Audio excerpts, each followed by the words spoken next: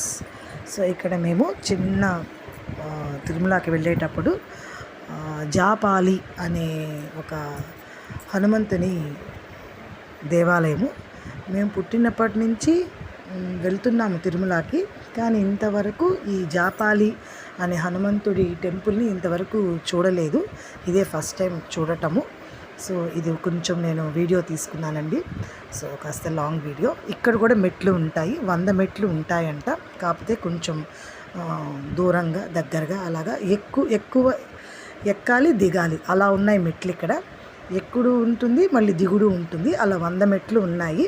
So ఇక్కడ జాపాలి అనేది శ్రీనివాసునికై జాపాలి మహర్షి జపం ఆచరించి ప్రసన్నం చేసుకోవడంతో ఈ తీర్థానికి జాపాలి అనే పేరు వచ్చింది.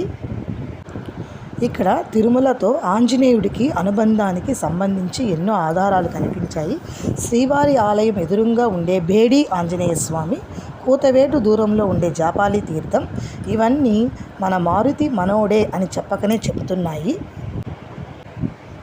జన్మించాడని ఇక్కడ నిర్ధారించారు. సో జాపాలి అనేది మన హనుమంతుడు మనవాడే అని చెప్పుకోవటానికి ఇదొక నిదర్శనం అన్నమాట. ఇక్కడ ఏంటంటే చాలా చీకటి పడిపోయింది మేము వెళ్ళేటప్పటికే. సో అక్కడ ఒక చిన్న శబ్దం, నీటి శబ్దం కూడా వినిపిస్తూ ఉందండి. సో కొంచెం టెంపుల్ టైమింగ్స్ వచ్చేసి 6 o'clock కల్లా క్లోజ్ చేస్తామన్నారు, కానీ ఉండింది టెంపుల్. సో ఇక్కడ స్టార్టింగ్లో ఉన్నాయి షాప్స్ అవి ఉన్నాయి. చాలా బాగుంది, చాలా ప్రశాంతంగా ఉంది అక్కడ.